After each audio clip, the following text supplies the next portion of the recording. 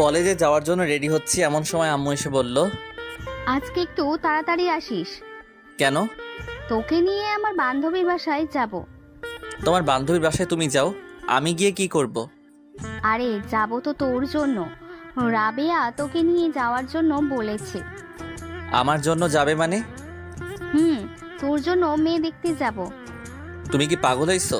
মেয়ে দেখবা মানে? আমি আর রাবেয়া একে অপরকে কথা দিয়েছিলাম আমাদের ছেলে মেয়েকে একসাথে বিয়ে দিয়ে আমাদের সম্পর্কটা আরো গভীর করব। বাহ, নিজেদের জন্য আমাকে কেন বলে দিচ্ছ? তুই ছাড়া আমার আর কোনো ছেলে আছে নাকি? থাকলে তো তাকেই দিতাম। কিন্তু এটা কেমনে সম্ভব? আমি এখনো তোমার কাছ থেকে টাকা নিয়ে পকেট চালাই, বউকে কি খাওয়াবো? তুই যে কি রোজগার করে খাবি সেটা আমি খুব ভালো করেই জানি। খাওয়ার চিন্তা তোর করা লাগবে না। কিন্তু কিন্তু কি? মেয়ে তোর থেকে 1 বছরের বড়। কি বড় মানে? বড়। এই আম্মু, তোমার মাথা কি খারাপ হয়ে গেছে? এমনিতে আমাকে না জানিয়ে বিয়ে ঠিক করছো, এখন আবার বলো মেয়ে আমার থেকে সিনিয়র। তো সমস্যা কি? সমস্যা কি মানে? আরে ছেলেরা সবসময় তাদের থেকে জুনিয়র মেয়ে বিয়ে করে, এটাই সমাজের নিয়ম। কোন হাদিসে লেখা আছে যে সিনিয়র মেয়ে বিয়ে করা যাবে না? দেখো আম্মু, এটা পসিবল না। আজকে যদি মেয়ে আমার থেকে ছোট হতো তাহলে বিয়ের কথা চিন্তা করতাম। আরে আমরা তো মনে করেছিলাম আমার মেয়ে হবে আর রাবেয়ার ছেলে হবে, কিন্তু উল্টো হয়ে গেল। রাবেয়ার আগে মেয়ে হয়ে গেল, তারপর তুই জন্ম নিলি। যদি রাবেয়ার ছোট কোনো মেয়ে থাকতো তাহলে তার সাথেই তোর বিয়ে দিতাম, কিন্তু এখন তো রাবেয়ার একটাই মেয়ে, তাই তাকেই বিয়ে করতে হবে। এই আম্মু, তুমি মানুষ? নিজের ছেলের সাথে কেউ এমন করে? মেয়েটা অনেক ভালো দেখতে, মাশাআল্লাহ। তুই একবার তাকিয়ে আর চোখ ফেরাতেই পারবি না। অনার্স 3য় বর্ষে পড়ে। কি 3য় বর্ষ মানে? অনার্স 3য় বর্ষে পড়ে। এই আম্মু, তুমি কি মানসিকভাবে অসুস্থ হয়ে গেছো? মেয়েটা আমার থেকে 2 ক্লাস সিনিয়র আর বয়সে 1 বছরের সিনিয়র, এটা কেমনে সম্ভব? লোকজন আমাকে কি বলবে? যার যেটা ইচ্ছে সেটা বলুক, তুই আজকে তাড়াতাড়ি বাসায় আসবি। কিন্তু আম্মু, পুরোটা না শোনার আগেই চলে গেল। দূর শালা, মেজাজটাই খারাপ করে দিল। হাই রে, বন্ধুরা আমাকে কি বলবে? বলবে যে আমি একটা বুড়িকে বিয়ে করছি। হাই আল্লাহ, উঠায় নাও আমারে। চলেন কলেজে যেতে যেতে আপনাদের পরিচয়টা দিয়ে দেই। আমি জুয়েল, আপাতত স্টুডেন্ট, বাকিটা গল্প পড়তে পড়তে জেনে যাবেন। কলেজে গিয়ে মনমরা হয়ে বসে আছি, এমন সময় আসলো 2 হারামি। কি রে ফকিন্নি, একা একা বসে আছিস কেন? কি মামা, ছেঁকা খাইলি নাকি? এই হারামির দল, চুপ থাক, এমনিতে টেনশনে আছি। কেন, কি হয়েছে? আম্মু বিয়া ঠিক করছে, বিকালে মেয়ে দেখতে যাবে। আরে মামা, তোর লাক অনেক ভালো, প্রেম টেম ছাড়া ডাইরেক্ট বিয়ে। ট্রিট দিস দোস্ত। তোর বাড়ি মশালা, মেয়েটা আমার থেকে সিনিয়র। বাহ, সব কিছু তো ভালোই হচ্ছে। তুই তো সিনিয়র মেয়ে বেশি পছন্দ করিস, তোর জন্য ভালোই হবে। আরে হারামখোর, সিনিয়র পছন্দ করি ঠিক আছে, তার মানে এই নয় যে সিনিয়র কাউকে বিয়ে করব। হালারপুর তামান্নাপুর পেছনে পেছনে ঘুরতি, যে বলে গেলে উনি সিনিয়র না। ধুর, তামান্নার সাথে অন্য কাউকে মিলাবি না। তামান্না হলে তো কথাই ছিল না। কেন, তামান্নার মধ্যে কি আছে? চুপ কর শালা, এখন একটা বুদ্ধি দে, কি করে বিয়েটা বন্ধ করা যায়। মেয়েটা কেমন? দেখিনি এখনো। আগে দেখে আয়, মেয়েটা দেখ, তোর পছন্দ হলে করিস, না হলে করিস না। কিন্তু আম্মু তো ওর সাথে বিয়ে দিবে। আরে তুই আগে দেখে আয়, সুন্দর হলে আমাকে বলিস, আমি নিজেই করব। আমারও অনেক ইচ্ছে সিনিয়র কাউকে আদর করা। মজা না সত্যি, আগে দেখে আয়, বাকিটা পরে দেখা যাবে। আচ্ছা ঠিক আছে, দেখি কি করা যায়। এরপর 3 জন মিলে একসাথে ক্লাসে চলে গেলাম। আমি 2টা ক্লাস করে বাসায় আসলাম, দেখে আম্মু কার সাথে হেসে হেসে কথা বলছে। আমাকে দেখে বলল, ওই তাড়াতাড়ি কর, তোর হবু শাশুড়ি কল দিয়েছে। বুঝতে আর দেরি হলো না আম্মু কার সাথে কথা বলছে। এদিকে রাগে আমার পুরো শরীরটা জ্বলে যাচ্ছে। যাই হোক, খাওয়া দাওয়া করে রেডি হয়ে একটা সিএনজি করে রাবেয়া আন্টিদের বাসার উদ্দেশ্যে রওনা দিলাম। 1 ঘন্টা পর একটা বাসার সামনে গিয়ে গাড়ি থামলো। আমি আর আম্মু ভিতরে গেলাম। আম্মুকে দেখে একটা মহিলা এসে জড়িয়ে ধরে মরা কান্না কাঁদতে শুরু করলো। এদিকে রাগে আমার গা জ্বলে যাচ্ছে। মহিলাদের এত আবেগ কোথায় থেকে আসে কে জানে। এই দেখলাম ভালো, এখন দেখে আবার কান্না করছে। আমাকে তো শালা বোমা মারলেও কান্না আসবে না। যাই হোক, একটু পর রাবেয়া আন্টি আমার দিকে তাকালো। আম্মু ইশারায় আমাকে সালাম দিতে বলল, আমি সালাম দিলাম। আমার কাছে এসে বলল, এই সুফিয়া, এটা তোর ছেলে নাকি? তোর হবু জামাই। আল্লাহ, কত বড় হয়ে গেছে। জানো বাবা, তোমাকে সেই ছোট্টবেলায় দেখেছি, কত হিসু করছো আমার কোলে, তার কোনো হিসাব নাই। এই মুখ এমন করে রাখছিস কেন? একটু হাসি খুশি থাক। হায় রে আম্মু, বুঝলা না তুমি, আমার কান্না আসছে। চুপ কর, একটু পর বউ আসবে তোর সামনে। প্রায় ৪৫ মিনিট বসে আছি, মহারানীর আসার কোনো খবর নাই। অবশেষে আসলো। মহারানীকে দেখে আমি তো পুরো টাসকি খেয়ে গেলাম। আরে এটা তো তামান্না আপু, যার পিছনে পিছনে আমি এতদিন ঘোরাঘুরি করেছি। তার মানে তামান্নাই রাবেয়া আন্টির মেয়ে। তামান্না আমার বউ হবে, এ যেন মেঘনা চাইতে বৃষ্টি পাওয়ার মতো। যাই হোক, তামান্না একটা শাড়ি পরে এসেছে দেখে আমি হাঁ করে ওর দিকে তাকিয়ে রইলাম। আমার এমন হাঁ করে তাকিয়ে থাকা দেখে আম্মু আমাকে একটা টোকা দিল। তারপর বাস্তবে ফিরে আসলাম। তামান্না এসে আমাকে চা দিল। আমার মনের ভিতর তো তখন লাড্ডু ফুটছে। বিদ্যা বালানের গানটা মনের ভিতর বাজতেছে, উলালা উলালা তুই হি মেরেই ফ্যান্টাসি। তামান্না এসে আম্মুকে সালাম দিয়ে ভিতরে চলে গেল। আমিও সোফায় বসে রইলাম। আম্মু অনেকক্ষণ রাবেয়া আন্টির সাথে বসে বসে গল্প করলো। তারপর বিয়ের দিন তারিখ ঠিক করে বাসায় চলে আসলাম। বাসায় এসে আমি সানি আর আয়মানকে গ্রুপ কল দিলাম। এই হারামির দল, কোথায় তোরা? কেন, কি হয়েছে? সেটা পরে বলবো, তাড়াতাড়ি রেস্টুরেন্টে আয়, তোদেরকে ট্রিট দিব। ট্রিটের কথা শুনে দুজনে লেজ উঠিয়ে চলে আসলো। সন্ধ্যায় ওদের সাথে রেস্টুরেন্টে গেলাম। মামা, ঘটনা কি হঠাৎ করে ট্রিট? দোস্ত, কাম তো হয়ে গেছে। কি মেয়ে পছন্দ হয়েছে নাকি? ঠিক বলেছিস। না, তুই বললি এই বিয়েটা তুই করবি না। আরে সেটা তো আগে বলেছিলাম, কিন্তু পাত্রীকে দেখার পর সব ঠিক হয়ে গেছে। তা পাত্রীটা কে? তোদের তামান্না আপু। আমাদের ক্যাম্পাসের তামান্না আপু নাকি, যার জন্য তুই কুত্তার মতো পিছনে পিছনে হাঁটতে? এই শালারপু, চুপ কর, আমি কারো পিছনে ঘুরি নাই। আর হ্যাঁ, সেই তামান্নাই আম্মুর বান্ধবীর মেয়ে। সিরিয়াসলি দোস্ত, এই তো মেঘনা চাইতে বৃষ্টি আসার মতো। আজকে যা ইচ্ছে খেয়ে নে, টাকা আমি দিব। তো বিয়ে কখন? আগামী শুক্রবার। কালকে থেকে কেনাকাটা শুরু। তোরা কেউ আর ক্লাসে যাস না এই সপ্তাহ, কাজ আছে। এরপর ওদের ট্রিট দিয়ে বাসায় চলে আসলাম। কিছুতেই ঘুম আসছে না। ভাবছি তামান্নাকে কল দিয়ে কিছুক্ষণ প্রেম করব। না থাক, বিয়ের পর চুটিয়ে প্রেম করা যাবে। এই কয়েকদিন একটু পার্ট নিয়ে থাকি। পরের দিন সবাই মিলে কেনাকাটা শেষ করলাম। আস্তে আস্তে বাসায় মেহমান আসতে শুরু করেছে। আম্মু সবাইকে ইনভাইট করে দিছে। দেখতে দেখতে বিয়ের দিন চলে আসলো। সবাই অনেক ব্যস্ত, আমিও মোটামুটি ব্যস্ত ছিলাম। অবশেষে বিয়েটা হয়ে গেল। আমি, সানিয়া, রাইমান ছাদে বসে বসে গল্প করছি। এদিকে তামান্না বাসর ঘরে বসে আমার জন্য ওয়েট করছে। আমার তো আর এখানে দাঁড়িয়ে থাকতে ইচ্ছে করছে না, কিন্তু দুই হারামি আমাকে যেতে দিচ্ছে না। রাত প্রায় 12টা। আমি তখনও ছাদে বসে বসে আড্ডা দিচ্ছি। এমন সময় আম্মু আসলো। কি রে, তুই এখনো বসে আছিস যে? তো কি করব? কি করবি মানে? যা ঘরে যা, মেয়েটা সেই কখন থেকে একা একা বসে আছে। আন্টি, আমরা ওকে অনেকবার বলেছি, কিন্তু ও আমাদের কথা শুনে না। পুরোটা মিথ্যা। আমি সানির কথা শুনে ওর দিকে অবাক দৃষ্টিতে তাকালাম। তখন আম্মু বলল, যা তাড়াতাড়ি ঘরে যা। ঠিক আছে, যাচ্ছি, তুমি নিচে যাও। একটু পর আম্মু চলে গেল। আমি সানিকে একটা লাথি দিয়ে বললাম, এই হারামখোর, তুই আমাকে অনেক যেতে বলেছিস শালা, তোর জন্য আমি যেতে পারছি না, আর তুই বলছিস আমাকে যেতে বলেছিস।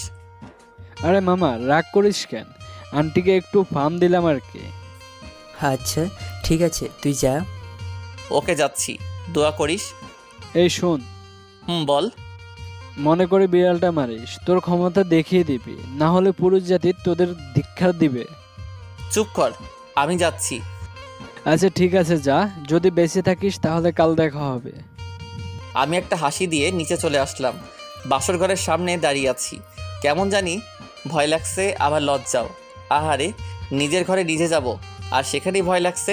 1 কেজি সাহস নিয়ে দরজাটা খুললাম। ভিতরে গিয়ে দরজা বন্ধ করে দিলাম। দেখলাম তামান্না মোবাইলে কার সাথে কথা বলছে। আমাকে দেখে মোবাইলটা রেখে দিয়ে চোরের মতো হয়ে গেল। মোবাইলটা রেখে দিল। আমি গিয়ে সামনে দাঁড়ালাম। ভাবছি সে হয়তো সালাম করবে। অনেকক্ষণ দাঁড়িয়ে থাকার পর দেখলাম সে এখনও বসে আছে। আমি মনে করছি আমি তার জুনিয়র, তাই হয়তো সালাম করতে লজ্জা লাগছে বা করবে না। থাক, করা লাগবে না, একটা সালাম আর কিছু যায় আসে না। আমি গিয়ে খাটের উপর বসলাম। তখন তামান্না বলল, তোর সাথে আমার কিছু কথা আছে। বাহ, শুরুতেই তুই। আমি বললাম, কি কথা বলেন? আমি তোকে স্বামী হিসেবে মানতে পারবো না। মুহূর্তে যেন আমার পায়ের নিচ থেকে মাটি সরে যেতে লাগলো। নিজেকে শক্ত করে বললাম, কেন পারবেন না? আর সেই কথা বিয়ের আগে বলেননি কেন? বলিনি কারণ আম্মুর কথার উপর আমি কোনো কথা বলতে পারবো না। তাছাড়া বাবা অসুস্থ, এখন যদি আমি বিয়েতে না করি তাহলে বাবা হয়তো আরো বেশি অসুস্থ হয়ে যাবে। আপনার বাবা মায়ের কথা চিন্তা করে আপনি আমার লাইফটা নষ্ট করে দিলেন কেন? আপনার যদি বিয়েতে মত না থাকতো আপনার বাবা মাকে বলতেন। বলে কোনো লাভ হবে না, ওরা কিছুতেই আমার কথা শুনবে না। আমাকে বলতেন, আমি আম্মুকে বলে দিতাম যে আপনাকে আমার পছন্দ হয়নি। আমি রাশেদকেও অনেকবার বলেছি পালিয়ে যাওয়ার জন্য, কিন্তু ও এখন নাকি কিছু করতে পারবে না, কিছুদিন সময় লাগবে। রাশেদকে? আমার বয়ফ্রেন্ড। তো এখন আপনি কি চান? ডিভোর্স। কথাটা শুনে বুকের ভিতরটা কেমন যেন কেঁদে উঠল। ডিভোর্স তো আর বললেই হয়ে যাবে না, কমপক্ষে 6 মাস একসাথে থাকতে হবে।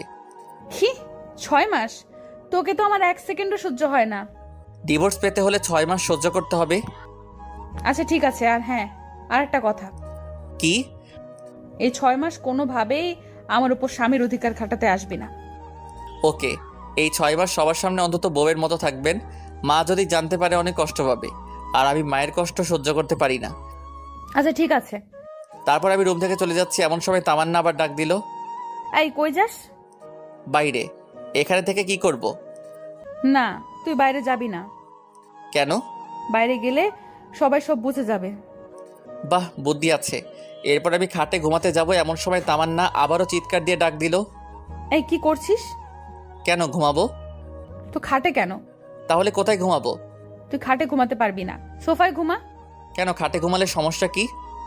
বললাম না তোকে স্বামী হিসাবে মানি না, তাহলে খাটে ঘুমাবি কেন? আমি আর কিছু না বলে একটা বালিশ সোফায় রেখে বারান্দায় চলে গেলাম। ভাবতে লাগলাম, কোন অপরাধের কারণে আল্লাহ এত শাস্তি দিচ্ছে আমাকে। বাইরে তাকিয়ে দেখি সবাই ব্যস্ত। বাবুর্চিরা এদিক ওদিক ঘুরছে, আম্মুও সবার সাথে বসে বসে গল্প করছে। কিছুক্ষণ দাঁড়িয়ে থেকে আবার রুমে চলে আসলাম। দেখি তামান্না কার সাথে মোবাইলে কথা বলছে। আমাকে দেখে আবার মোবাইলটা রেখে দিল। আমি লাইট বন্ধ করে ঘুমাতে যাব, এমন সময় তামান্না আবারও ডাক দিল। কিরে, লাইট কেন অফ করছিস? তো লাইট জ্বালিয়ে কেউ ঘুমায় নাকি? আমি তোকে বিশ্বাস করতে পারছি না, তুই লাইট দে। ধুর, এই রুমেই থাকবো না। এই কই যাস? জাহান্নামে। আপনি তো আমাকে বিশ্বাস করছেন না, এখানে থেকে কি করব? আচ্ছা, ডিম লাইট জ্বালিয়ে রাখ। আমি আর কিছু না বলে ড্রিম লাইটটা জ্বালিয়ে সোফায় ঘুমিয়ে পড়লাম। সকালে ঘুম ভাঙলো তামান্নার মায়াবী মুখটা দেখে। আহ, কি সুন্দর লাগছে দেখে, মনে হচ্ছে নিষ্পাপ একটা শিশু ঘুমিয়ে আছে। হুমায়ুন আহমেদ বলেছিল, যে মেয়েকে ঘুমন্ত অবস্থায় সুন্দর দেখায় সেই প্রকৃত সুন্দর। তামান্নাও সেই হুমায়ুন আহমেদের অজানা সুন্দরীয় নারী। কিছুক্ষণ তাকিয়ে থাকার পর ওর ঘুমটা ভেঙে যায়। আমাকে দেখার আগেই আমি আবারও ঘুমের ভাব ধরে সোফায় শুয়ে রইলাম। তামান্না উঠে ফ্রেশ হতে চলে গেল। আমি উঠে নাস্তা করে বাইরে চলে গেলাম।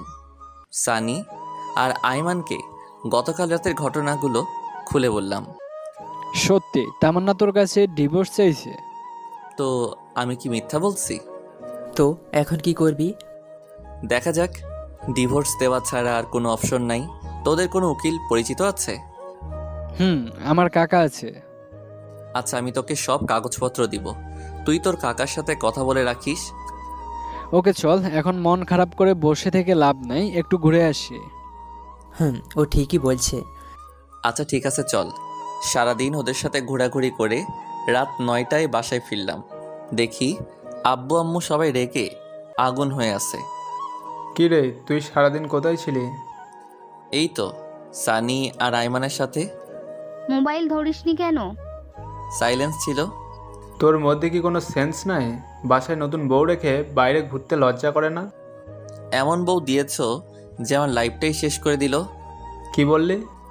কিছু না, খেতে আয়। খাবো না, বাইরে থেকে খেয়ে আসছি।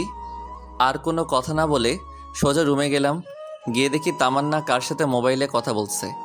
আমাকে দেখে মোবাইলটা রেখে দিল। ওর এসব কাণ্ড দেখে মাথায় পুরো রক্ত উঠে গেল। আমাকে বলল, এই ডিভোর্সের ব্যাপারে কিছু করেছিস? উকিলের সাথে কথা হয়েছে, অন্তত 6 মাস একসাথে থাকতে হবে। তোর তো আমার 1 সেকেন্ডও সহ্য হয় না।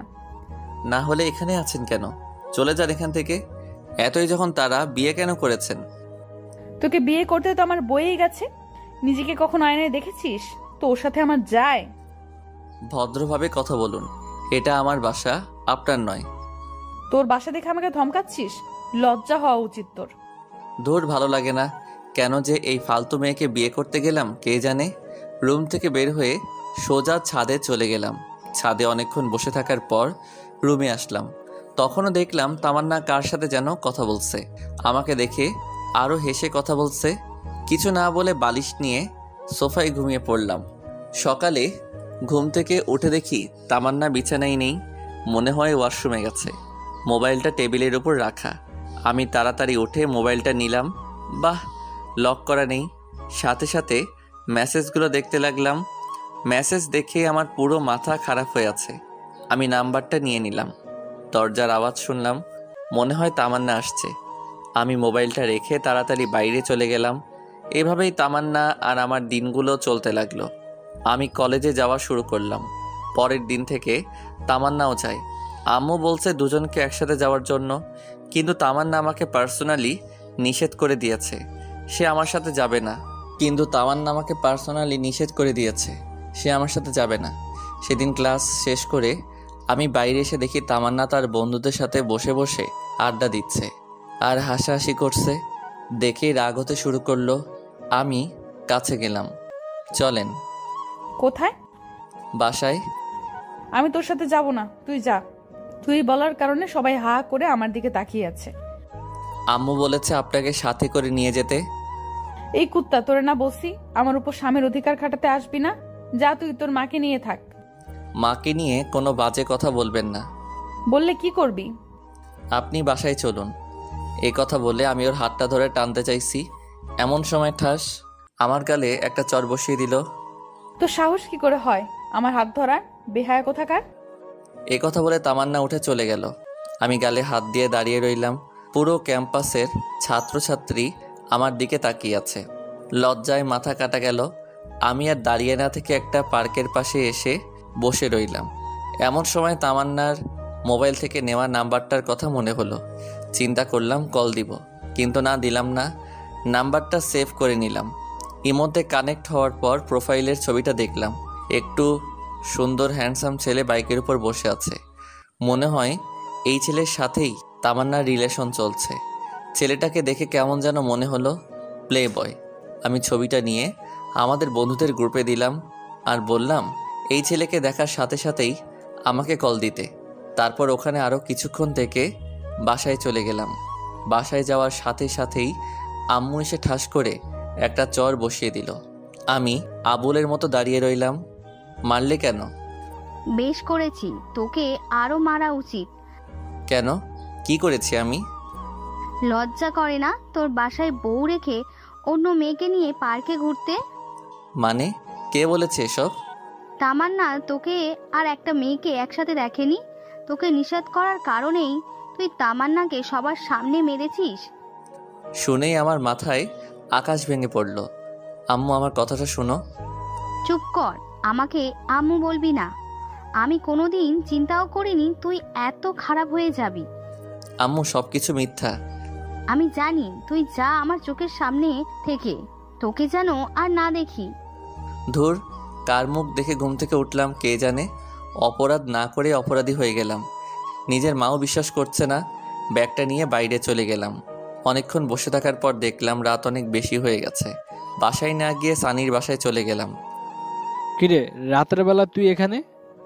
কেন, সমস্যা হচ্ছে নাকি? হলে বলো, চলে যাচ্ছি।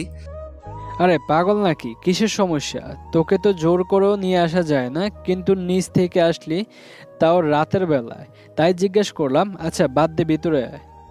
ভিতরে যাওয়ার পর ওর আব্বু আম্মুকে সালাম করে ওর রুমে চলে গেলাম। ফ্রেশ হয়ে আসলাম, দেখে আব্বু বারবার কল দিচ্ছে। আমি কেটে দিয়ে সুইচ অফ করে দিলাম। সানির আম্মু এসে খাওয়ার জন্য ডাকতে লাগলো। দুজনে গিয়ে খেয়ে আসলাম। সানি বলল, এখন বল কাহিনী কি? আমি পুরো ঘটনাটা সানির সাথে শেয়ার করলাম। সানি বলল, তাহলে এই ব্যাপার? আচ্ছা, তোর কাকার সাথে ডিভোর্সের ব্যাপারে কথা বলেছিস? কিছুদিনের মধ্যে ডিভোর্স পেপার চলে আসবে। তুই একটু বলিস যেন তাড়াতাড়ি দিয়ে দেয়। আচ্ছা ঠিক আছে। তারপর সানির সাথে ঘুমিয়ে পড়লাম। পরের দিন সানিদের বাসা থেকে সরাসরি কলেজে চলে গেলাম। ক্লাস করতে ভালো লাগছে না, তাই বাইরে এসে আমি, সানি আর আয়মান গাছতলায় বসে আছি। দেখলাম তামান্না একটা ছেলের সাথে বাইকে করে কলেজে আসছে। বাইক থেকে নেমে ছেলেটার হাত ধরে উপরে যেতে লাগলো। দেখে আমার মাথা খারাপ হয়ে গেল। আরে সে তো এখন আমার বউ। ডিভোর্স হওয়ার পর সে যা ইচ্ছা করুক, কিন্তু এখন কেন? রাগে আমার লোম দাঁড়িয়ে গেল।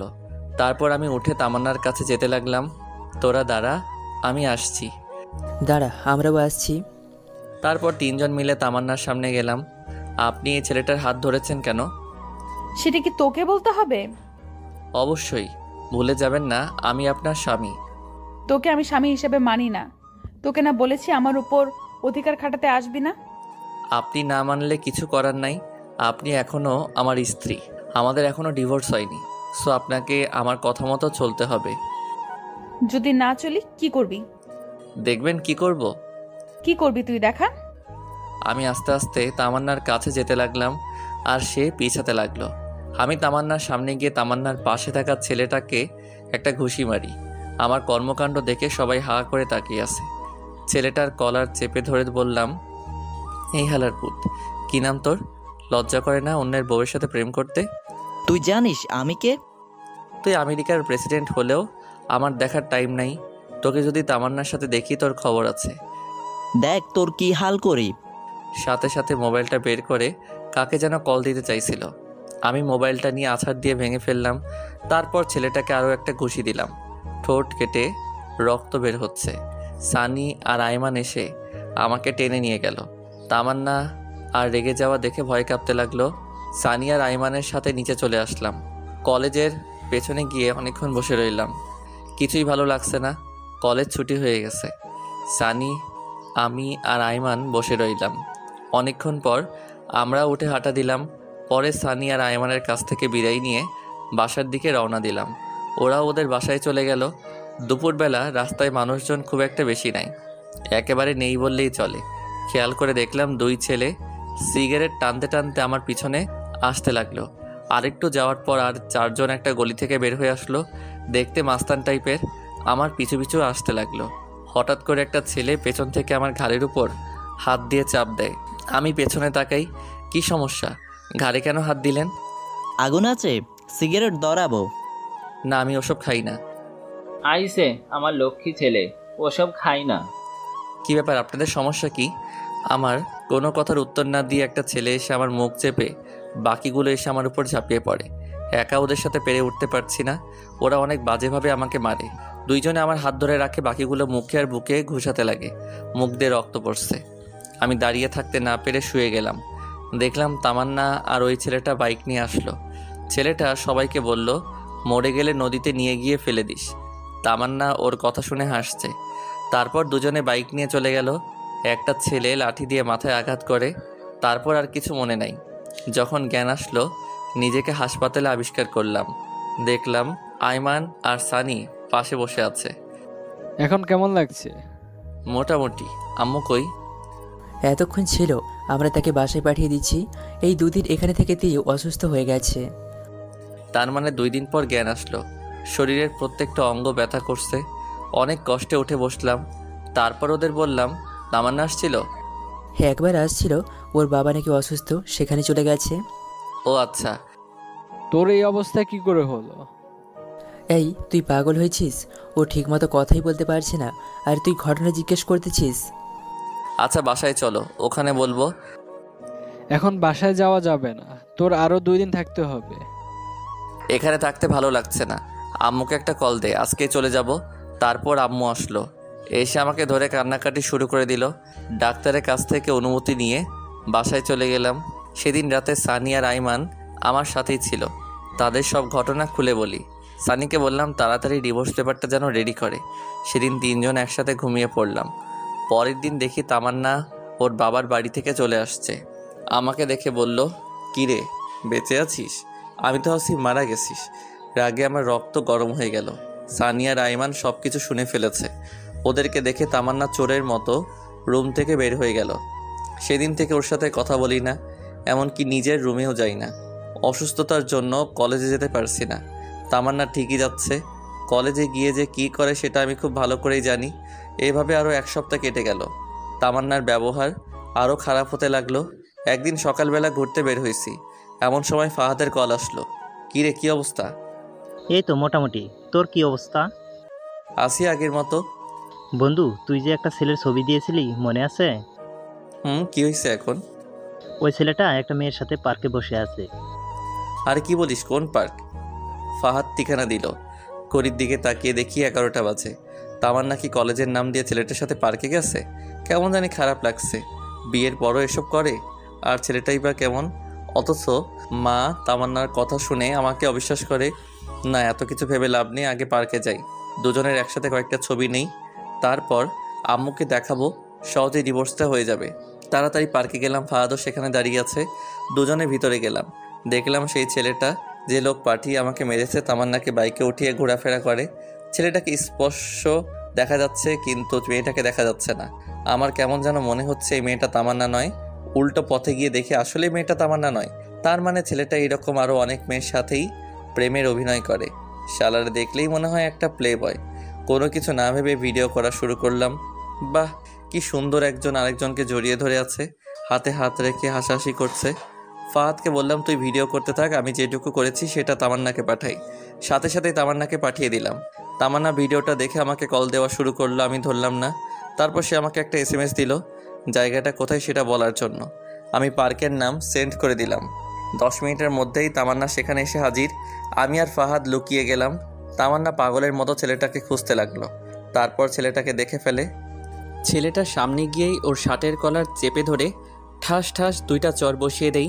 ছেলেটা রাগী দৃষ্টিতে তামান্নার দিকে তাকায়। তামান্না বলতে থাকে, ছি, তোর লজ্জা করে না আমার সাথে রিলেশন করে এখন অন্য মেয়ের সাথে টাঙ্কি মারতে?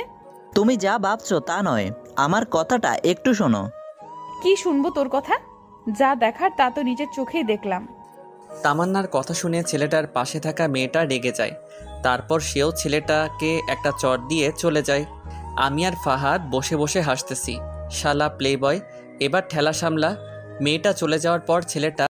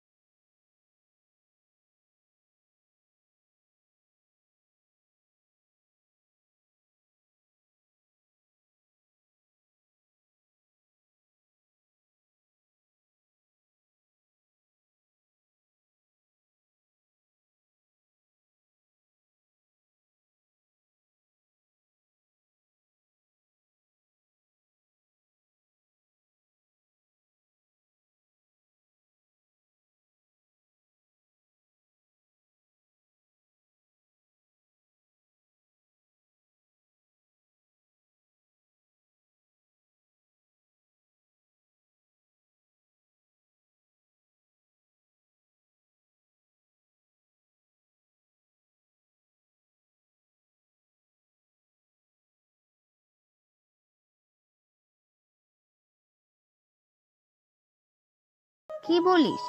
ডাক্তারকে কল দে। আরে ধুর, তেমন অসুস্থ না, ঘুমালে ঠিক হয়ে যাবে। আমি আর আম্মু খেয়ে নিলাম।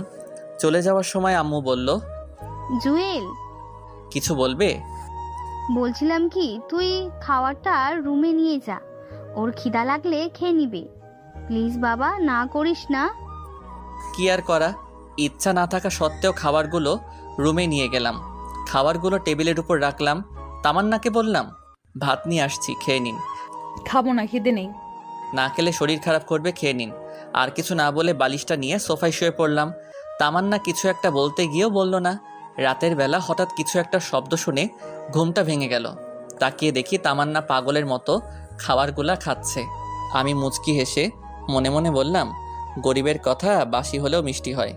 আমি না জাগার ভান ধরে শুয়ে আছি, তামান্না একবার খাবারের দিকে তাকায়, আরেকবার আমার দিকে তাকায়। তারপর ঘুমিয়ে পড়লাম। ঘুম থেকে উঠে দেখি তামান্না নিজের কম্বলটা আমার গায়ে জড়িয়ে দিয়ে কোথায় যেন চলে গেছে। উঠে ফ্রেশ হয়ে নিলাম। খাওয়ার টেবিলে গিয়ে দেখি পছন্দের সব খাবার। ঘটনা কি, আজকে তো বিশেষ কোনো দিন না। আম্মুকে জিজ্ঞেস করলাম, আজকে এগুলো কেন? আম্মু হেসে বলল, তামান্না নাকি আমার জন্য নিজের হাতে বানিয়েছে। আসলে মেয়েদের মন বোঝা জীবনেও সম্ভব নয়। এরা কখন কি করে নিজেও জানে না। কিছু না বলে খেয়ে নিলাম। তারপর রেডি হয়ে বাইরে চলে গেলাম। আজকে আড্ডা দেওয়ার জন্য যাচ্ছি না, একটা চাকরির জন্য ইন্টারভিউ দিতে যাচ্ছি। বসে বসে তো অনেক খাইলাম, এবার ফ্যামিলির পাশে দাঁড়ানো উচিত। ইন্টারভিউ দিয়ে বন্ধুদের সাথে কিছুক্ষণ আড্ডা দিয়ে রাতে বাসায় আসলাম। সবাই একসাথে খেয়ে নিলাম। রুমে গিয়ে শুয়ে শুয়ে মোবাইল টিপতেছি, এমন সময় তামান্না রুমে আসলো। আমি উঠে ছাদে চলে গেলাম। কিছুক্ষণ সেখানে বসে বসে গান শুনলাম। তারপর রুমে এসে দেখলাম তামান্না এখনও বসে আছে। কি ব্যাপার, আপনি এখনও ঘুমাননি? ঘুমাবো পরে, একটা কথা বলতাম। বলেন। আমাকে আর আপনি করে বলবে না। তো কি বলবো? তুমি করে বলিও। No thanks. তারপর খাট থেকে বালিশটা নিয়ে সোফায় ঘুমাতে যাব। এমন সময় তামান্না আবারও বলল, সোফায় না ঘুমালে হয় না? তো কোথায় ঘুমাবো? তুমি এবার থেকে খাটে ঘুমাবে। কেন, আপনার চর খাওয়ার জন্য নাকি অপমানিত হওয়ার জন্য? দেখেন, আমারও একটা পার্সোনালিটি আছে। আগে সব কিছুর জন্য সরি। আমি কিছু না বলে সোফায় ঘুমিয়ে পড়লাম। তুই কি ভাবছিস তোর নরম কথায় আমি পটে যাব? তুই এখনও জুয়েলকে চিনিসনি। আমিও তোকে অনেক ভালোবাসতাম, কিন্তু যখনই তোর কাছে যেতাম অপমান ছাড়া আর কিছুই পাইনি। যাক, এত কিছু ভেবে লাভ নেই, ঘুমিয়ে পড়ি। রাতের বেলা কারো গোঙানি শব্দে ঘুম ভাঙল। ডিম লাইটের আলোয় রুমের সব কিছু হালকাভাবে দেখা যাচ্ছে। দেখলাম তামান্না শুয়ে শুয়ে কান্না করতেছে। কাঁদুক, তাতে আমার কি? কানের মধ্যে কাঁথা চাপ দিয়ে আবারও ঘুমিয়ে পড়লাম। সকালবেলা কারো নরম হাতের স্পর্শে ঘুম ভাঙল। হালকা চোখ খুলে দেখি তামান্না আমার মাথায় হাত বুলাচ্ছে। আমিও না জানার ভান করে শুয়ে আছি। একটু পর সে উঠে গোসল করতে চলে গেল। গোসল করে এসে আমাকে ডাকতে লাগলো। উঠে আমিও ফ্রেশ হয়ে নিলাম। সকালবেলা নাস্তা করে শুয়ে শুয়ে ফেসবুকিং করছি, এমন সময় আইমান কল দিয়ে বলল, আমার চাকরিটা হয়ে গেছে। আমিও মহা খুশি। যাক, অবশেষে পরিবারের হাল ধরতে পারবো। আম্মুকে খবরটা দিলাম। আম্মুও অনেক খুশি। তামান্নাকে কিছু বললাম না। সেদিন রাতে সানি আর আইমানের সাথে আড্ডা দিয়ে রাতে বাসায় আসলাম। তামান্না আমাকে বলল, কংগ্রেচুলেশন। Thanks, but why? নতুন চাকরি পাওয়ার জন্য। ও আচ্ছা। পরের দিন তাড়াতাড়ি ঘুম থেকে উঠলাম, রেডি হয়ে অফিসে চলে গেলাম। প্রথম দিন ভালোই লাগলো। এভাবে আরও 10 দিনের মতো চলে গেল। তামান্না আমার কাছে আসতে চাই, বাট আমি তেমন একটা কথা বলি না, কারণ আগের দিনগুলোর কথা আমি এখনও ভুলিনি। তামান্নার জন্য আমি এখন প্রায় কলেজে যাই না বললেই চলে। সেদিন সবার সামনে অপমান করার পর থেকে কারো সামনে যাই না, শুধু পরীক্ষাটা দিয়ে আসি। পরের দিন অফিসে যাচ্ছি, এমন সময় আম্মু এসে বলল, অফিসে যাচ্ছিস? কিছু বলবে? বলছিলাম কি, তামান্নার আম্মু কল দিচ্ছে, সে নাকি অসুস্থ, তামান্নাকে যেতে বলেছে। তো যাক। না মানে, তুই যদি দিয়ে আসতি তাহলে ভালো হতো। আমি কিভাবে দিয়ে আসবো? অফিসে দেরি হয়ে যাবে। হবে না, তামান্না রেডি হচ্ছে, প্লিজ বাবা, না করিস না। কি আর করা, আম্মুর কথা মতো তামান্নাকে নিয়ে বাসা থেকে বের হলাম। একটা সিএনজি নিলাম। তামান্নার পাশাপাশি বসে আছি, কিন্তু কোনো কথা বলছি না। তামান্না কি যেন বলবে, মুখ দেখে বুঝলাম। তারপর জিজ্ঞেস করলাম, কি বলবেন?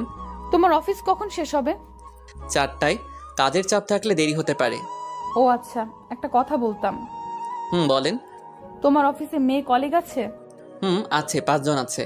2 জন আমার পাশেই বসে। ও আচ্ছা। কথা বলতে বলতে তামান্নাদের বাসার সামনে চলে আসলাম। তামান্নাকে নামিয়ে দিয়ে চলে আসতে যাব এমন সময়, বাসায় যাবে না? না, আমার দেরি হয়ে যাচ্ছে। অফিস শেষে আসবে? না, আর কারো অপমান সহ্য করব না। এমনিতেই অনেক অপমানিত হয়েছি, কলেজে যাওয়া বন্ধ করে দিছি। আপনি বাসায় চলে যান। তামান্না কিছু একটা বলতে চাইছিল, সেদিকে না তাকিয়ে ড্রাইভারকে বললাম গাড়ি টান দিতে। তারপর সেখান থেকে সোজা অফিসে চলে গেলাম। সারাদিন অফিস করে বিকালে আড্ডা দিয়ে বাসায় গেলাম। কিরে তুই এখানে কেন? তো কোথায় যাব? তুই তামান্নাদের বাসায় যাসনি? আমার কি পাগলা কুত্তাই কামড়াইছে? খাবার দাও তো, এগুলো ভালো লাগছে না। তোমার কথা রাখতে গিয়ে আজকে আমার জীবনটা তেজপাতা হয়ে গেল। কি? কিছু না, খাবার দাও, আমি ফ্রেশ হয়ে আসছি। আচ্ছা আয়। খাওয়া দাওয়া করে রুমে গিয়ে খাটে শুয়ে পড়লাম। আহ কি শান্তি! আজকে কতদিন পর শান্তিতে ঘুমাবো। এতদিন এই ফকিন্নির জন্য খাটে ঘুমাতে পারিনি। মনে হচ্ছে 20 বছর খাটে ঘুমাই না। শুয়ে শুয়ে গান শুনছি, এমন সময় একটা নতুন নাম্বার থেকে কল আসে। হ্যালো, আসসালামু আলাইকুম। কে বলছেন? আমি। আরে আমিটা কে? আমি তামান্না বলছি। ও আচ্ছা, এটা কার নাম্বার? কাজিন একটার। তুমি ঠিক মতো খাইছো? আপনি খাইছেন? হুম। আপনার আম্মু কেমন আছে? জি ভালো। আচ্ছা ঠিক আছে, রাখি, ঘুমাবো। ওকে। কল কেটে দিয়ে ভাবছি হঠাৎ এত কেয়ার নিতেছে কেন? মাইয়া মানুষের বিশ্বাস নাই, এদের মনে কখন কি চলে এটা নিজেরাই জানে না। যাই করুক, তামান্না যে আমাকে আস্তে আস্তে ভালোবেসে ফেলেছে সেটা আমি ঠিকই বুঝতে পেরেছি। এভাবে 1 সপ্তাহ চলে গেল। আমিও আরামে ঘুমাই, খাই দাই আর অফিস করি। তামান্নার সাথে কথা হয় না। যদি সে কল দেয় তাহলে জাস্ট হাই হ্যালো ছাড়া তেমন কোনো কথা হয় না। সেদিন অফিসে কাজ করছি, এমন সময় সানি কল দিল। কিরে, কি অবস্থা? এই তো মোটামুটি, তোর? আছি, বেকার মানুষের আর কিসের অবস্থা। আচ্ছা শোন, এই জন্যই কল করেছিলাম। বল। তোর ডিভোর্স পেপার রেডি হয়ে গিয়েছে। আমি বিকালবেলায় নিয়ে আসবো, তুই দিঘির পাড়ে আসিস। থ্যাঙ্কস দোস্ত। ধন্যবাদ দিতে হবে না, ট্রিট দিলে হবে। আচ্ছা ঠিক আছে, আইমানকে বলে দিস। আচ্ছা ঠিক আছে। যাক, অবশেষে পেপারটা রেডি হলো। এটা নিয়ে এতদিন কী যে প্যারাইছিলাম তা বলে বোঝানো যাবে না। বিকেলে অফিস শেষ করে দিঘির ওখানে গেলাম। সানি আর আইমান বসে আছে, ওদের সাথে অনেকক্ষণ আড্ডা দিলাম। তারপর বাসায় আসলাম। এসে দেখি আম্মু রেগে আছে। কি হয়েছে, এভাবে তাকিয়ে আছো কেন? তোর মোবাইল কই? আছে তো। যা শালা, মোবাইল তো বন্ধ হয়ে আছে। তোরে কল দিলে কল যায় না কেন? আম্মু চার্জ নেই, শেষ হয়ে গেছে। টিপতে ভালো লাগে, চার্জ দিতে ভালো লাগে না? আচ্ছা বাদ দাও, কেন কল দিছো? তামান্নাকে নিয়ে আসার জন্য। তো ও নিজে আসুক, আমি ওর বডিগার্ড নাকি? এ কেমন কথা? মেয়েটা একা একা আসবে কি করে? যা নিয়ে আয়। নিয়ে আসবো মানে? যা, এখন নিয়ে আয়, না হলে ঘরে জায়গা নেই তোর। কি করা, আবারও তামান্নাদের বাসার উদ্দেশ্যে রওনা দিলাম। ওখানে এসে দেখি 8:30 বাজে। কলিং বেল বাজালাম। অনেকক্ষণ পর তামান্নার আম্মু এসে দরজা খুলে দিল। আসসালামু আলাইকুম, কেমন আছেন? আলহামদুলিল্লাহ ভালো। তুমি কেমন আছো বাবা? জি আমিও ভালো আছি। তামান্না ওপরে আছে, যাও। ইচ্ছা না থাকা সত্ত্বেও যাওয়া লাগলো। গিয়ে দেখি তামান্না রেডি হয়ে বসে আছে। আমি বললাম, রেডি হয়েছেন? রেডি। আম্মা কল করেছিল। তুমি এত দেরি করলে যে? অফিস থেকে আসতে একটু দেরি হয়ে গেছে। আচ্ছা চলুন। এখন না, খাওয়া দাওয়া করে যাব। বাসায় গিয়ে খাবো? না, এখান থেকে খেয়ে যাব। আম্মু সব রান্না করে বসে আছে। কি আর করা, খাওয়া দাওয়া করে তারপর বাসার উদ্দেশ্যে রওনা দিলাম। সিএনজিতে আর কোনো কথা হয়নি। ভিতরে ভিতরে টেনশনে আছি, আজ থেকে আবার শান্তি মতো ঘুমাতে পারবো না। একটু পর বাসায় চলে আসলাম। এসে দেখি বাসার লাইট সব বন্ধ। দরজা টোকা দেওয়ার আগেই খুলে গেল। পুরো বাসা অন্ধকার। আমি আম্মুকে কয়েকবার ডাকলাম কিন্তু কোনো সাড়া শব্দ নাই। খুব ভয় পেয়ে গেছি। কোনো অঘটন ঘটলো না তো? তামান্না ভয়ে আমার হাত চেপে ধরে দাঁড়িয়ে রইল। বুঝলাম ওর হাত কাঁপতেছে। আমি পকেট থেকে মোবাইলটা বের করবো এমন সময়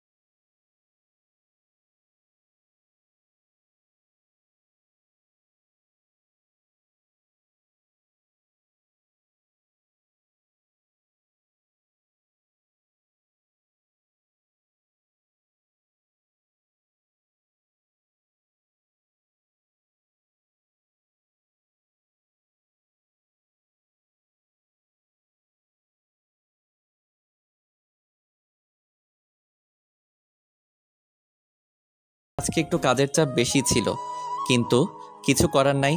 বেশি বাড়াবাড়ি করলে চাকরিটাই চলে যাবে। বিকেলবেলা অফিস থেকে মোবাইলটা বের করে তো মাথায় আকাশ ভেঙে পড়ল। আম্মু 122টা কল দিছে। তামান্নার আম্মুও অনেকগুলো কল দিছে। সানি আর আইমানের কল ও মেসেজ দেখে মাথা নষ্ট। এত কল, এত মেসেজ, অথচ আমি টেরই পেলাম না। মোবাইল হাতে নিয়ে দেখি তামান্নার আম্মু আবার কল দিছে। হ্যালো। কোনো কথা বলছে না, শুধু কান্না করতেছে। আমি কল কেটে দিয়ে আম্মুকে কল দিলাম। আম্মুও কল ধরছে না। এরপর আইমানকে কল দিলাম। হ্যালো দোস্ত, কি অবস্থা? কি রে, তুই কল ধরিস না কেন? আসলে অফিসে কাজের চাপ বেশি ছিল তাই। এখন কই আছস? এই তো ট্রাঙ্ক রোড। তাড়াতাড়ি মানারাত হাসপাতালে আয়। কেন, কি হয়েছে? তামান্না সুইসাইড করতে চাইছিল, পরে আমরা সবাই মিলে হাসপাতালে নিয়ে আসছি। কি সুইসাইড করতে চাইছিল মানে? দাঁড়া, আমি এক্ষুনি আসছি। তাড়াতাড়ি আয়। কল কেটে দিয়ে হাসপাতালের উদ্দেশ্যে রওনা দিলাম। কেমন জানি খুব টেনশন হচ্ছে। তামান্না হঠাৎ করে সুইসাইড করবে কেন? সেখানে গিয়ে দেখি আম্মু, সানি আর আইমান আর তামান্নার আম্মু বাইরে বসে আছে। আমাকে দেখে সবাই উঠে দাঁড়ালো। আম্মুকে এসেই ঠাস করে আমার গালে একটা চর বসিয়ে দিল। আমি আবুলের মতো গালে হাত দিয়ে দাঁড়িয়ে রইলাম। বাবা, তোমার সাথে কি তামান্নার কিছু হয়েছে? জি না, আমার সাথে তো কিছু হয়নি। তাহলে সে সুসাইড করতে গেল কেন? আমি মাথা নিচু করে দাঁড়িয়ে আছি। আম্মু এসে বলল, তুই কল ধরিসনি কেন? অফিসে ছিলাম, তাই সাইলেন্ট মোড করা ছিল। লাগবে না তোর চাকরি করা, আজ থেকে চাকরি ছেড়ে দিবি। আর তুই আমার সাথে মিথ্যা বলছিস কেন? কি মিথ্যা? তামান্না এতদিন তোর সাথে যা যা করেছে সেগুলো আমাকে বলিসনি কেন? তোমাকে এগুলো কে বলেছে? আম্মু সানি আর আইমানের দিকে তাকালো। আমি বুঝে গেলাম ওরাই আম্মুকে সব ঘটনা বলে দিছে। সানি আর আইমানের দিকে আমি রাগী দৃষ্টিতে তাকালাম। ওরা নিচের দিকে তাকিয়ে আছে। এমন সময় ডাক্তার এসে বলল তামান্নার জ্ঞান ফিরেছে। আম্মু আর শাশুড়ি ভিতরে গেল। সানি আর আইমান ভিতরে যেতে চাচ্ছিল। আমি বললাম, এই তোরা দাঁড়া। কিছু বলবি? আম্মু ওকে কথাগুলো কে বলেছে? একজন অন্যজনের দিকে তাকিয়ে আছে। কিরে, কথা বলিস না কেন? আমরা দুজনেই বলেছি। কেন বলেছিস? জানিস আম্মু কত কষ্ট পাবে, কারণ তামান্নাকে আম্মুই পছন্দ করেছে। আন্টিকে না বলে কোনো উপায় ছিল না। তিনি আমাদের যেভাবে চাপের মুখে ফেলছে, না বলে থাকতেই পারেনি। সরি দোস্ত। বন্ধু, একটা কথা বলতাম। কি? আমার মনে হয় ডিভোর্সটা না দিলেই ভালো হয়। কেন? হঠাৎ এটা মনে হলো কেন? দেখ, তামান্না তোকে আগে ইগনোর করতো, সেটা আমরা সবাই জানি, কিন্তু এখন সে তোকে অনেক ভালোবাসে। দেখছিস না, ডিভোর্স পেপার পাওয়ার সাথে সাথে সে সুইসাইড করতে যাচ্ছিল। দোস্ত, ডিভোর্স দিস না, সব কিছু আবার নতুন করে শুরু কর। এই সব কিছুই আমার মনে মনে ছিল। আসলে তামান্নাকে বোঝাতে হবে ভালোবাসার মানুষ কষ্ট দিলে কেমন লাগে, তাই তাকে আরও কিছু শাস্তি দিতে হবে। আচ্ছা, দেখা যাবে। শোন, তামান্নাকে আরও কিছু শাস্তি দিতে হবে। আমার সাথে যেগুলো করেছে সেগুলোর ফল ওকেও ভোগ করতে হবে। তুই এই অবস্থায় ওর শাস্তি দিতে চাইছিস? কিভাবে দিবি? সময় হলে দেখবি। এখন এগুলো না বললেই ভালো হবে। এমন সময় আম্মু আবার বাইরে আসলো। এই হারামজাদা, তোর কাছে একটু দয়া মায়া নেই? মেয়েটা কেমন আছে একটু দেখতে ইচ্ছে করে না? আয় ভিতরে আয়, সে তোকে ডাকছে। তারপর সানি আর আইমানকে সাথে নিয়ে ভিতরে গেলাম। আমি গিয়ে ওর মাথার পাশে বসলাম। আমাকে দেখে অন্যদিকে মাথা ঘুরিয়ে শুয়ে আছে। আম্মু সবাইকে ইশারা করলো বাইরে চলে যেতে। সবাই বাইরে চলে গেল। অনেকক্ষণ বসে থাকার পর নীরবতা ভেঙে আমি বললাম, এখন কেমন আছেন? সেটা তোর না জানলেও চলবে। বুঝে গেলাম রেগে আছে। সমস্যা নাই বালিকা, তোমার জন্য যে এখনও কি কি ওয়েট করতেছে সেটা নিজেও জানি না।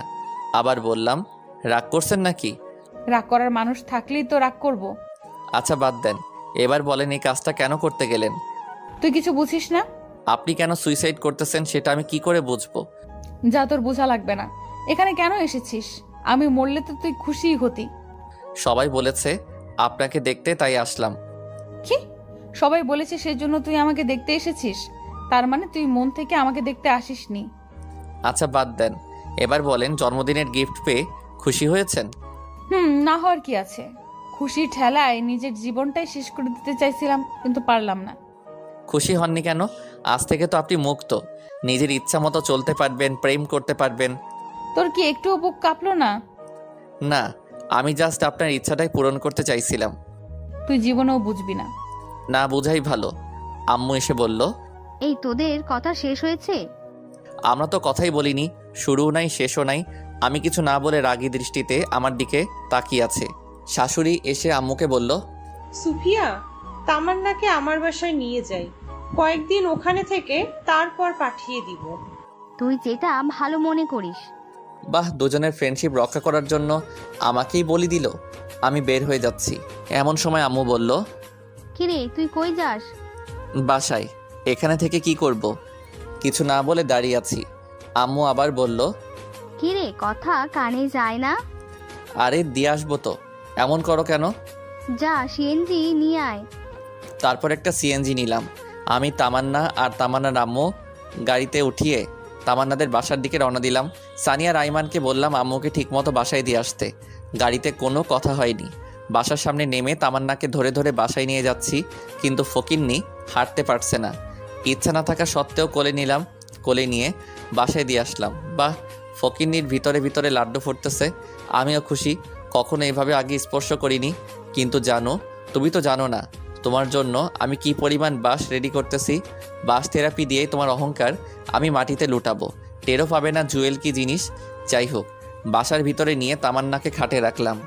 ওরে আল্লাহ, মেয়ে মানুষ এত ওজন, দেখলে মনে হয় ফু দিলেই উড়ে যাবে, কিন্তু ভিতরে ভিতরে এত ওজন জানা ছিল না। তামান্নাকে খাটে রেখে আমি হাঁপাতে লাগলাম। সে আমার কর্মকাণ্ড দেখে হাসতে লাগলো। ওকে রেখে চলে আসবো এমন সময় পেছন থেকে ডাক দিল, জুয়েল, কিছু বলবেন? আজকে না গেলে হয় না? না, আমি এখনো বাসায় যাইনি, অফিসের পোশাকে রয়ে গেছি। কিছু খাইছো? না, সময় পাইনি, বাসায় গিয়ে খাবো। এখানে খেয়ে যাও। No thanks. আর কিছু না বলে সোজা হাঁটা দিলাম। তামান্নার আম্মুও অনেকবার বলল থেকে যেতে, কিন্তু না করে দিয়েছি। বিদায় নিয়ে বাসায় চলে আসলাম। এসে ফ্রেশ হয়ে কিছু খেয়ে শুয়ে পড়লাম। এভাবে কিছুদিন চলে গেল। তামান্নার সাথে আর কোনো যোগাযোগ করিনি। মাঝে মাঝে সে কল দিত, বাট আমি ধরতাম না। কয়েকদিন পর সকালবেলা অফিসে যাওয়ার জন্য রেডি হচ্ছি, এমন সময় আম্মু আসলো। কিছু বলবে? অফিস কয়টায় ছুটি হবে? 4টায়। কাজ বেশি থাকলে দেরি হতে পারে। কেন? না, বলছিলাম অনেকদিন হলো মেয়েটাকে দেখছিস না, তুই যদি তামান্নাকে নিয়ে আসতি। সরি আম্মু, আমি পারবো না। যার দরকার সে নিজেই আসবে। এ কেমন কথা? একা একটা মেয়ে নিজে থেকে কি করে আসবে? যেভাবেই আসুক না কেন, আমি নিয়ে আসতে পারবো না। বেশি দরকার হলে তুমি যাও। যা, তোর যাওয়া লাগবে না, আমার মেয়েকেই আমি নিয়ে আসবো। যা ইচ্ছা করো। আর কোনো কথা না বলে অফিসে চলে গেলাম। বিকালে কিছুক্ষণ আড্ডা দিলাম। একটু রাত করে বাসায় আসলাম। এসে দেখি তামান্না চলে এসেছে। কিছু না বলে রুমে গিয়ে ফ্রেশ হয়ে শুয়ে আছি। তামান্না এসে বলল, ভুলেই গেছো? একটাবার জিজ্ঞেসও করলে না কেমন আছি। মনে রাখার জন্য কোনো চুক্তিপত্র হয়েছে নাকি যে আপনাকে মনে রাখতে হবে? তামান্না মন খারাপ করে বলল, খেতে আসো। আমি খাবো না, বাইরে থেকে খেয়ে আসছি, আপনারা খেয়ে নিন। তামান্না কিছু না বলে চলে গেল। আমি শুয়ে শুয়ে ফেসবুকিং করছি। একটু পর সে আসলো। মনে হয় খাওয়া শেষ, আমার সামনে এসে ঘুরঘুর করতেছে। আপনি কেন এসেছেন? মানে আপনি এই বাসায় কেন এসেছেন? আপনার চাওয়া তো আমি পূরণ করে দিয়েছি, আবার কি? তুমি এভাবে কথা বলছো কেন? বললাম তো আগের ঘটনাগুলোর জন্য সরি। এসব সরি টরি বলে লাভ নেই। ডিভোর্স চাইছেন, দিয়ে দিয়েছি। এবার থেকে আপনি আপনার মতো আর আমি আমার মতো। আমি এসব মানি না। আমি আম্মুকে ছাড়া থাকতে পারবো না। যেদিন আম্মু বলবে সেদিন চলে যাব। আমি আর কিছু না বলে শুয়ে শুয়ে মোবাইল টিপতেছি। তামান্না এসে বিছানায় উঠতে লাগলো। এই আপনি কি করছেন? কেন ঘুমাবো না?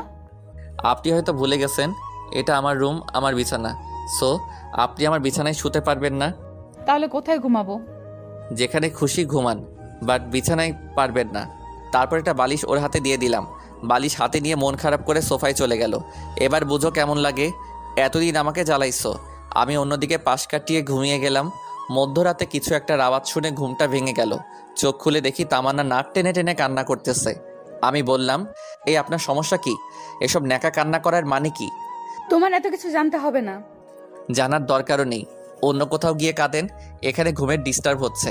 সকালে আমার অফিস আছে। তামান্না তারপরও কান্না করতেছে। আরেকবার নাক টানা শুনলে লাথি দিয়ে রুম থেকে বের করব। যত সব আজাইরা। দেখলাম তামান্না কিছু না বলে ওয়াশরুমে চলে গেল। আমি মনে মনে ভাবছি, এবার ঠেলা বুঝো জানো, আমি অনেক কষ্ট পাইছি। ভাবতে ভাবতে কখন যে ঘুমিয়ে গেছি মনে নেই। ঘুম থেকে উঠে দেখি তামান্না আমার আগেই উঠে গেছে। আমি গিয়ে ফ্রেশ হয়ে নাস্তা করে অফিসে চলে গেলাম। অফিস করে বাসায় আসার সময় সানি আর আইমানকে কল দিয়ে আসতে বললাম। ওরা আমার আগেই বসে আছে। কিরে, কি অবস্থা তোদের? এই তো, তোর মতো আর টাকা ইনকাম করতে পারছি না, বেকার মানুষের অবস্থা ভালো করেই জানিস। আচ্ছা আয় ওদিকে গিয়ে বসি। চল। তামান্না কেমন আছে রে? ভালোই, কিন্তু একটা জিনিস আমার মাথায় আসছে না। কি? তামান্নাকে ডিভোর্স পেপার দিলাম, সেটারও কোনো খবর নাই। সে এখান থেকেও যাচ্ছে না। আরে বোকা, যাবে কি করে? সে এখন ফিদা হয়ে গেছে। দোস্ত, যা হয়েছে সব ভুলে যা, এখন সব কিছু ঠিক করে নে, এটাই ভালো হবে। আরে না, তামান্নাকে আরো কিছু শাস্তি দিতে হবে। এই জুয়েল। বল। তামান্না তোকে কলেজের সকলের সামনে অপমান করেছে না, তুইও করবি। কি করে? কি আপনারা বুঝছেন না তো? গল্প পড়তে থাকেন, আপনারা বুঝে যাবেন। তারপর সানিকে বললাম, দূর ব্যাটা, এটা করা উচিত হবে না। যাই হোক, সে আমার স্ত্রী। আরে বেটা, সমস্যা নেই, পরে আদর করে দিস, সব ঠিক হয়ে যাবে। হা হা হা, হারামি, তুই আর মানুষ হলি না। তুই চাকরি করবি নাকি কলেজে যাবি? দুটোই। বসকে বলবো ছুটি দিয়ে দিবে। তাহলে ঠিক আছে। এরপর আরও কিছুক্ষণ আড্ডা দিয়ে বাসায় চলে গেলাম। ফ্রেশ হয়ে এসে রুমে শুয়ে রইলাম। সানির বুদ্ধি মোতাবেক মোবাইলটা সাইলেন্ট মোড করে কানে লাগিয়ে কথা বলতে লাগলাম। পাশে তামান্না ছিল। প্রেম করলে যেই রকম রোমান্টিক কথাবার্তা বলে, আমিও সেমভাবে বলতে লাগলাম। তামান্না রাগে ফুলতে লাগলো। আমি অনেক জোরে হেসে হেসে কথা বলছি। অনেক বকাবকি করার পর মোবাইলটা রেখে দিলাম। আসলে কোনো প্রেম করিনি, তাই কথাও খুঁজে পাচ্ছি না। আমি তামান্নাকে দেখিয়ে মোবাইলে একটা কিস দিলাম। তামান্না আমার সামনে এসে দাঁড়ালো। কিছু বলবেন? মেয়েটা কে? তা দিয়ে আপনার কাজ কি? অনেক কাজ, আগে বলো মেয়েটা কে? আমার ভবিষ্যৎ বউ। বাসায় বউ রেখে অন্য মেয়ের সাথে কথা বলতে লজ্জা করে না? বউ মানে? কোথায় বউ? কে বউ? তাহলে আমি কে? ভুলে যাবেন না, আপনাকে ডিভোর্স দিয়ে দিছি, সো আপনি আমার কেউ নন। মানে কি বলছো এসব? যা শুনেছেন তাই। আর হ্যাঁ, আমার কোনো পার্সোনাল ব্যাপারে আপনি নাক গলাতে আসবেন না। আমি আম্মুর সাথে কথা বলে আপনাকে আপনাদের বাসায় পাঠানোর ব্যবস্থা করছি। জুয়েল, প্লিজ এমন করো না।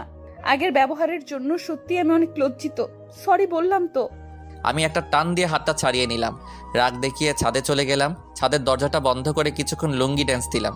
ফকিরনি, যখন আমি তোর পিছে পিছে ঘুরতাম, তোর কেয়ার করতাম, তখন আমাকে 2 টাকার দামও দিতি না। এবার বুঝো কেমন লাগে। ছাদ থেকে নিচে এসে খাওয়া দাওয়া করে রুমে গিয়ে শুয়ে পড়লাম। তামান্না যথারীতি বালিশ নিয়ে সোফায় চলে গেল। রাতের বেলা ঘুমটা ভেঙে গেল। তামান্নার দিকে তাকাতেই দেখি গুটি মেরে শুয়ে আছে। চেহারাটা দেখে আবার ক্রাশ খেলাম। ঘুমন্ত অবস্থায় মানুষকে আসলে অনেক নিষ্পাপ মনে হয়। হুমায়ুন আহমেদ বলেছিলেন, যে নারীকে ঘুমন্ত অবস্থায় সুন্দর দেখায় সেই প্রকৃত সুন্দর। তামান্নাও হুমায়ুন আহমেদের ঘুমন্ত নারী। কিছুক্ষণ তাকিয়ে থেকে বুঝলাম তামান্না ঠান্ডায় কাঁপছে। নিজের কাছে খারাপ লাগছে। উঠে গিয়ে কম্বলটা ওর গায়ে জড়িয়ে দিলাম। মোবাইলে টাইম দেখলাম, একটু পর ফজরের আজান দিবে।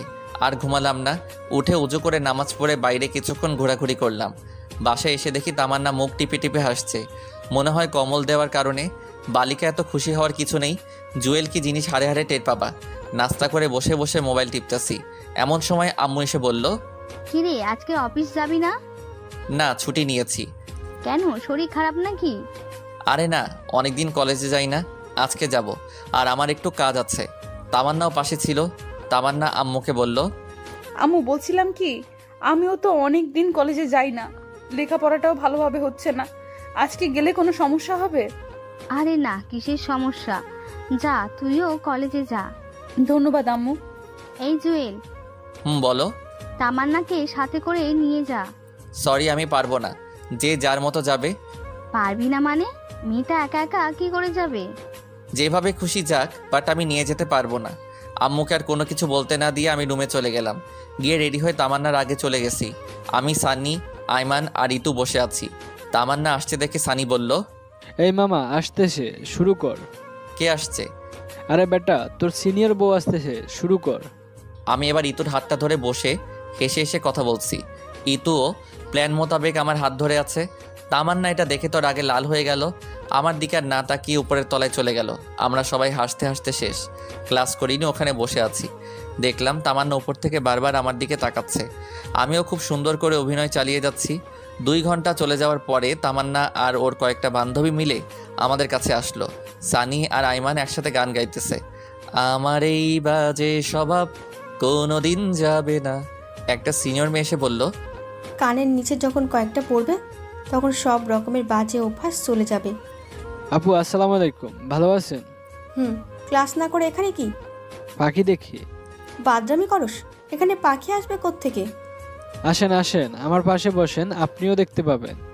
আমি তখনও ইতুর হাত ধরে আছি। তামান্না আমাকে বলল, ছি, লজ্জা করে না তোমার? কেন আমি কি ল্যাংটা হয়ে আছি নাকি? তার চেয়েও খারাপ, বাসায় বউ রেখে এখানে অন্য মেয়ের সাথে। ছি। ওয়েট ওয়েট, বউ মানে কার কথা বলছেন? কার কথা বলছো না? আমার কথা। আপনি কি? আপনাকে তো আমি চিনিই না। চেনো না মানে? তুমি এত খারাপ ভাবতেও আমার ঘৃণা হয়। আপনার লজ্জা করে না একটা জুনিয়র ছেলের পেছন পেছন ঘুরঘুর করতে? পাত্তা দেই না তবু কেন আসেন? এতক্ষণে পুরো ক্যাম্পাসের সবাই আমাদের দিকে তাকিয়ে আছে। তামান্না লজ্জায় মাথা নিচু করে ফেললো। দেখলাম ওর চোখের কোণে পানি, কান্না করতে করতে ক্যাম্পাসের বাইরে চলে গেল। আমার নিজেরও খারাপ লাগছে। ব্যাপারটা একটু বাড়াবাড়ি হয়ে গেছে। পরে আমি, সানিয়া, রায়মান বের হয়ে গেলাম। ইতুকে ধন্যবাদ দিয়ে বিদায় দিয়ে দিলাম। আমরা বাইরে কিছুক্ষণ আড্ডা দিলাম। এরপর বাসায় চলে গেলাম। গিয়ে দেখি তামান্না সব কিছু রেডি করে বাসা থেকে চলে যাচ্ছে। আম্মু ওকে অনেক বোঝানোর চেষ্টা করছে, কিন্তু সে শুধু কান্নাই করতেছে। চলে গেল। আম্মু এসে ঠাস করে আমার গালে একটা বসিয়ে দিল আর বলল, কুলাঙ্গার কোথাকার, তোর জন্য আমার মেয়েটা চলে গেল। ওর যদি কিছু হয় তোর খবর আছে। আম্মুর কথা শুনে মাথাটাই খারাপ হয়ে গেল। নিজের ছেলের কোনো খবর নাই, তিনি ছেলের বউ নিয়ে পড়ে আছে। আম্মুর সাথে রাগারাগি করে ছাদে চলে গেলাম। আসলে তামান্নার জন্য আমারও খারাপ লাগছে, কিন্তু কি করব? ও যেগুলো আমার সাথে করেছে সেগুলোর ফল ওকে পেতে হবে। কিন্তু মনে হচ্ছে ওর সাথে বেশি করে ফেলছি। কি করব কিছু বুঝতে পারছি না। সানিকে কল দিলাম। কিরে, কই তুই? বাসায়। এই অসময় কল দিয়েছিস কেন, সমস্যা? সমস্যা একটা হয়েছে। কি সমস্যা? মোবাইলে বলা যাবে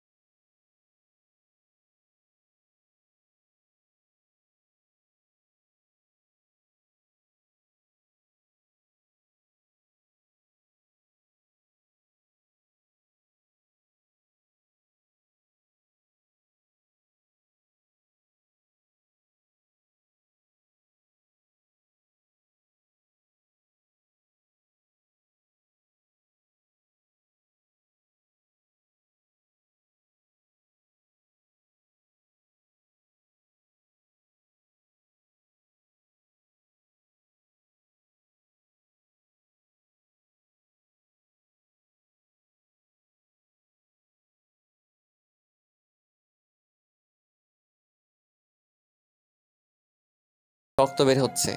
রক্তে পুরো ফ্লোর লাল হয়ে গেছে। অতিরিক্ত রক্তক্ষরণের জন্য জ্ঞান হারিয়ে ফেলছে। ওর এই অবস্থা দেখে আমার শরীর কাঁপতে লাগলো। কিন্তু ওর আম্মু কই গেল? তামান্নার আম্মুর রুমে গিয়ে দেখি উনি ওনার পা উল্টে খাটের সাথে আঘাত খেয়ে পড়ে আছে। মনে হয় তাড়াহুড়ো করতে গিয়ে পা মোচড় খেয়ে পড়ে যায় আর মাথা গিয়ে লাগে খাটের সাথে, যার কারণে উনিও সেন্সলেস হয়ে আছে। কি করব কিছুই বুঝতেছি না। আমার শার্টটা খুলে তামান্নার হাতে বেঁধে নিলাম যাতে আর রক্ত না বের হয়। পরে ওদের দুজনকে হাসপাতালে নিয়ে গেলাম। ইমার্জেন্সিতে দিয়ে আমি বাইরে অপেক্ষা করছি। নিজের অজান্তেই চোখ দিয়ে পানি বের হতে শুরু করলো। আমার জন্যই আজকে এত কিছু হলো। তামান্নার জ্ঞান ফিরলেই মাপ চেয়ে নিব। সানি আর আইমানকে বললাম বাসায় চলে যেতে, কিন্তু ওরা গেল না। একটু পর ডাক্তার বাইরে আসলো। রোগী আপনার কি হয়? জি, আমার স্ত্রী। দেখুন, ওনার অতিরিক্ত রক্তক্ষরণ হয়েছে, জরুরি রক্তের ব্যবস্থা করুন। জি, আমরা 3 জন আছি। বলুন কি রক্তের গ্রুপ কি? AB positive. আমার এই পজিটিভ। আমার ও পজিটিভ। আমারও A+। আচ্ছা, 3 জনই আসুন। এরপর 3 জনের রক্ত দিলাম। শাশুড়ি আম্মার জ্ঞান ফিরেছে, উনি ঘুমাচ্ছে। আমি তামান্নার কেবিনে গিয়ে তামান্নার পাশে বসলাম। নিশ্চুপ হয়ে ওর চেহারার দিকে তাকিয়ে আছি।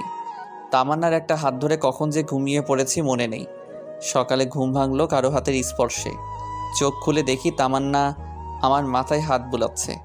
আমার ঘুম ভেঙে যাওয়া দেখে অন্যদিকে মুখ কালো করে শুয়ে রইল। কি ব্যাপার, এমন করছিলেন কেন? সেটা কারো না জানলেও চলবে। বুঝলাম সে এখনো রেগে আছে। কেন এটা করলেন? কি করব বলো? আমি তো তোমাকে অনেক কষ্ট দিছি, অপমান করছি, তোমার সাথে খারাপ ব্যবহার করেছি। তুমি তো আমায় ক্ষমা করবে না। তাই বলে সুইসাইড করবেন? আগেও এই একই কাজটা করেছেন। কেন বাঁচালে? আমি মরলে তোমার কি?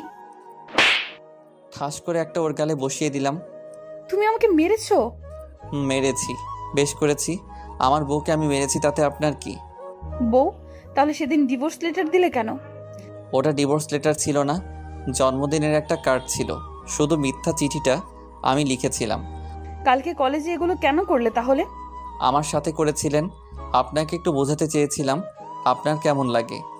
অনেক হারামি তুই। বলেই কান্না করতে করতে জড়িয়ে ধরলো। আমিও ধরলাম। এমন সময় আম্মু এসে কাশি দিতে লাগলো। দূর শালা, আম্মুকে কে খবর দিল? আম্মু জানলে টেনশন করবে, তাই কিছু জানাইনি। আমি ভাবছি ওরা সুস্থ হলে তারপর জানাবো। আমি এখানে একটু আসতে পারি? না, এখানে কারো আশা এখন যাবে না। জড়িয়ে ধরে কথাগুলো বলল। এই সারেন, আম্মু দেখতেছে। দেখলে দেখুক, আমার স্বামীকে আমি জড়িয়ে ধরেছি, তাতে কার কি?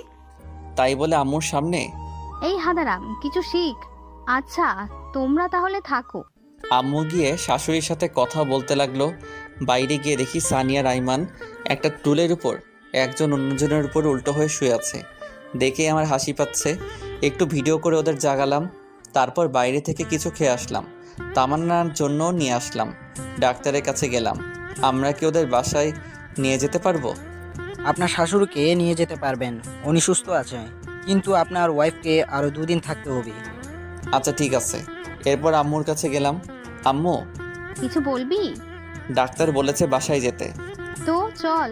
আর এখানে থেকে কি করব? না মানে তামান্নাকে আরও 2 দিন থাকতে হবে, তাই বলছিলাম তুমি ওনাকে নিয়ে আমাদের বাসায় চলে যাও। কয়েকদিন ওখানে থেকে রেস্টে থাকুক। তামান্নার কাছে কে থাকবে? আমি আছি। তোমরা বাসায় চলে যাও, সময় পেলে আবার আসিও, আর না হলে আসার দরকার নাই। আচ্ছা ঠিক আছে, সব কিছু দেখে শুনে রাখবি। এরপর সানিকে ওনাদের সঙ্গে দিয়ে বাসায় পাঠিয়ে দিলাম। আমি তামান্নার কাছে গেলাম। এখন কেমন লাগছে? আগে থেকে ভালো। এই শোনো। বলেন। আমি না একজনকে অনেক ভালোবাসি। কাকে? আমার এই জুনিয়র বরটাকে। আমি কিছু না বলে অন্যদিকে তাকিয়ে হাসতেছি। সে হঠাৎ করে আমার মুখটা ওর কাছে নিয়ে গিয়ে একটা ভালোবাসার স্পর্শ এঁকে দিল। তারপর বলল, এই আমাদের তো বাসর হয়নি, চলো না আজকে আমাদের বাসরটা করে ফেলি। ডাক্তার আপনাকে আরো 2 দিন এখানে থাকতে বলেছে। আগে সুস্থ হন, তারপর দেখা যাবে। এইভাবে রোমান্টিকভাবে 2 দিন চলে গেল। আমি তামান্নাকে নিয়ে বাসায় আসলাম। গাড়ি থেকে নেমে তাকে বললাম বাসায় আসতে, কিন্তু সে না এসে দাঁড়িয়ে আছে। কি ব্যাপার, দাঁড়িয়ে আছেন কেন? আসুন। কেউ যদি কোলে করে নিয়ে যায় তাহলে যাব। বুঝলাম আমাকে বলছে, তাই আর দেরি না করে ওকে কোলে নিলাম। সে আমার গলা জড়িয়ে ধরে আছে। বাসায় নিয়ে গিয়ে রুমে শুয়ে দিলাম। তারপর আমি উঠে চলে যাচ্ছি। এমন সময় সে আমার একটা হাত ধরে টান দেয়। আমি নিজেকে স্থির রাখতে না পেরে সোজা ওর গায়ের উপর গিয়ে পড়ি। এটা কি করলেন? আমার বরকে আমার যা ইচ্ছা তাই করব, তাতে তোর কি? আমার কি দেখামো? দেখা। এই বলে যেই তামান্নার মুখটা ধরবো সেই সময় সানি রুমে চলে আসলো। মামা আদর পরেও করতে পারবা, এখন একটু বাইরে আসো। শালা, তুই আর আসার সময় পাইলি না? তামান্না লজ্জায় অন্যদিকে তাকিয়ে আছে।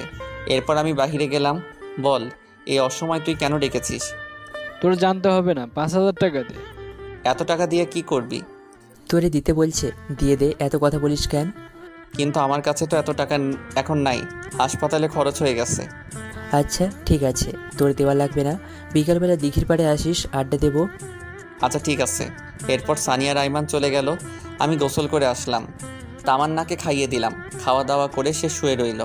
বিকেলবেলা আমি বাসা থেকে বের হলাম, দিঘির ওখানে গেলাম। সানি আর আইমানকে কল দিলাম, তারাও আসলো। এরপর অনেক রাত পর্যন্ত আড্ডা দিলাম, ঘুরলাম, মজা করলাম। রাত 9টার সময় আইমান বলল, দোস্ত, আমার জরুরি কাজ আছে, আমাকে যেতে হবে। আমার অনেক কাজ, আমিও যাই। আচ্ছা ঠিক আছে, তোরা তাহলে যা, আমিও চলে যাচ্ছি। বাসায় গিয়ে দেখলাম আম্মু, তামান্না আর তামান্নার আম্মু বসে বসে টিভি দেখছে। আমিও গিয়ে ওদের সাথে বসলাম। তারপর খাওয়া দাওয়া করে রুমে গেলাম। তামান্না আমার আগে গিয়েই বসে আছে। আমি কি আজকেও সোফায় থাকবো? মাথা ফাটিয়ে দেবো আর একবার সোফার কথা বললে। তো মহারানী কোথায় থাকবো তাহলে? আমি সাথে। এই শোনো। বলেন। এই ওই বলেন কি বলবা বলো। আজ থেকে আপনি করে বলবা না, তুমি করে বলবা। ওকে বলো, কি বলবে? বলছিলাম কি, আমাদের তো বাসর হয়নি, চলো না বাসর ঘরটা করে ফেলি। কোনো আয়োজন ছাড়া বাসর হয় নাকি? আজকে ঘুমান, বাসর করা লাগবে না। ওই লাগবে না মানে 100 বার লাগবে। তারপর সে উঠে আলমারি খুলে একটা ব্যাগ আমার হাতে দিল। কি এটাতে? শেরওয়ানি। এটা পরে ঠিক 2 ঘন্টা পর রুমে আসবা, আমি বেনারসি পড়তেছি। 2 ঘন্টা পর কেন? সেটা এলেই বুঝতে পারবে। যাও এখন। কোথায় যাব? এখানেই পরে নেই। মার খাবা নাকি যাবা? আচ্ছা ঠিক আছে, যাচ্ছি। তারপর আমি রুম থেকে বের হয়ে ছাদে চলে গেলাম। সানি আর আইমানকে কল দিলাম কি করব তা জিজ্ঞেস করার জন্য, কিন্তু 2 শালা একসাথে মোবাইল অফ করে রাখছে। ছাদে গিয়ে শেরওয়ানি পরে নিলাম। কীরকম জামাই জামাই একটা ভাব চলে আসছে, সেই বিয়ের দিনের মতো। আজকে যেন সময়টা কিছুতেই যাচ্ছে না। 1 ঘন্টা 45 মিনিট ছাদে থাকার পর কেমন যেন বিরক্ত লাগছে। নিচে চলে যাব, এমন সময় সানি আর আইমান উপরে আসলো। কি মামা, এত তারা কিসের? আসতে দিলে যাও। কিরে, তোরা এত রাতে এখানে আসলি কি করে? আর বলিস না, কাজ করতে করতে একেবারে শেষ। এত রাতে কি কাজ করছিস তুই? আরে বেটা, তোর বাসর সাজাইছি।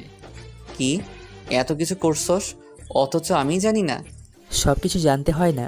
তোদের এসব কে করতে বলেছে? কেউ না, আমি সানি আর তোর সিনিয়র বউ মিলে এসব করেছি। এগুলো আরও আগে করার কথা ছিল, কিন্তু যেই দিন করবো ভাবছিলাম সেই দিন তামান্না বাসা ছেড়ে চলে যায়। তাই বলে তোরা আমাকে একটিবার জানাবিও না? আচ্ছা বাদ দে, আয় কিছুক্ষণ আড্ডা দিই। আড্ডা সারা জীবন দিয়েছি, পরেও দেওয়া যাবে।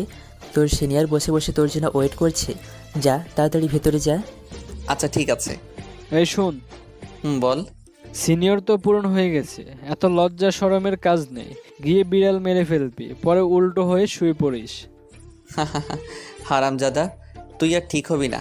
আচ্ছা তোর পাশের রুমে গিয়ে ঘুমা, রাত অনেক হয়েছে। আচ্ছা ঠিক আছে, যা। এরপর রুমের সামনে গেলাম, কেমন যেন ভয় লাগছে, সাথে লজ্জাও। কিছুক্ষণ আগেও তো তামান্নার সাথে কথা বলে আসলাম, এখন আবার লজ্জা লাগছে কেন? দূর, যা হওয়ার হবে। আগে একবার ভিতরে যাই। এরপর 1 কেজি সাহস নিয়ে দরজাটা খুললাম। দেখলাম তামান্না লম্বা একটা ঘোমটা দিয়ে বসে আছে। আমি যাওয়ার পর উঠে আসলো, এসে আমার পা ছুঁয়ে সালাম করতে যাবে, এমন সময় আমি ওর হাত ধরে ফেললাম। আরে আরে, কি করো? কি করছি দেখতেছো না? সালাম করতেছি। আরে জুনিয়রদের সালাম করতে হয় না। কে বলেছে জুনিয়র? 1 বছর ওটা কোনো সমস্যা না, আর স্বামী হিসেবে তুমি সব সময় উপরেই থাকবে। ওকে মহারানী, বুঝলাম, কিন্তু আপনাকে আমার পা ধরতে হবে না, কারণ আপনার জায়গা আমার পায়ে নয়, বুকে, বুঝছেন? বুঝলাম। এবার চলেন। কোথায়? ছাদে। এত রাতে ছাদে কেন? চাঁদ দেখবো। চলো ছাদে চলো। ওকে চলো। এভাবে যেতে পারবো না। তো কিভাবে যাবে? আমাকে কোলে করে নিয়ে যেতে হবে। ওরে আল্লাহ, কি বলো এসব? নিয়ে চলো, না হলে সোফায় থাকতে হবে। কি আর করা, হাতিটাকে কোলে নিয়ে ছাদে গেলাম। ওরে কোল থেকে রেখে আমি হাঁপাতে শুরু করলাম। ওরে আল্লাহ, একটা মানুষ এত ওজন হয় কেমনে? এইটুকুতে এই অবস্থা? আজ থেকে তো প্রতিদিন ভর বহন করতে হবে। মানে? সব কথার মানে বলতে হয় না, কিছু মানে বুঝে নিতে হয়। চলো একটু হাঁটি। কিছুক্ষণ হাঁটাহাঁটির পর ছাদের কোনায় গিয়ে বসলাম। তামান্নাও আমার পাশে বসলো। আমি উপরের দিকে তাকিয়ে চুপ হয়ে বসে আছি। ওই কি ভাবছো? আল্লাহ আমাকে পরীক্ষা দিয়েছে, সেটার কি অ্যান্সার দিব সেটা ভাবতেছি। কি পরীক্ষা? আল্লাহ আমাকে 2টা চাঁদ দিয়েছে, একটা উপরে জ্বলতেছে আর একটা আমার পাশে। এখন বলতেছে কোন চাঁদটা আমার জন্য গুরুত্বপূর্ণ। কোনটা? উপরেরটা তো রাতের আকাশে আমার সাথে থাকবে, কিন্তু দিনের বেলায় থাকবে না, কিন্তু পাশেরটা সবসময় থাকবে। কিন্তু কথা হচ্ছে যদি কখনো পাশে থাকা চাঁদটা চলে যায়, তাই ভাবছি কোন চাঁদটা আমার জন্য গুরুত্বপূর্ণ। তামান্না আমার একটা হাত ধরে কাঁধে মাথা রেখে বলল, ওই তোমার হাত ধরে কসম করছি পুরো পৃথিবী ছেড়ে দিব, কিন্তু তোমার হাত কখনো ছাড়বো না। তাই নাকি? তাই। শোনো না। বলেন। আমার না টুইন বেবি অনেক পছন্দ। তো আমি কি করতে পারি? আপনাকে কিছু করতে হবে না, আমি নিজেই করব। কি করবে? সময় হলে দেখবা। চলো রুমে যাই। ওকে চলেন। ওই এভাবে যাও কেন? তো কিভাবে যাব? আগের মতো কোলে করে নিয়ে যাও। কি আর করা, আবারও কোলে করে নিয়ে গেলাম। খাটে রেখে আমি ওয়াশরুমের দিকে যাচ্ছি। এমন সময় তামান্না আমার শার্টের কলার চেপে ধরে বলল, এই কই যাস? একটু আসছি। টুইন বেবির কথা বলছি যে ভুলে গেছো? এ কথা বলেই একটা টান দিয়ে খাটে ফেলে দিল। হারিয়ে গেলাম অন্য এক জগতে।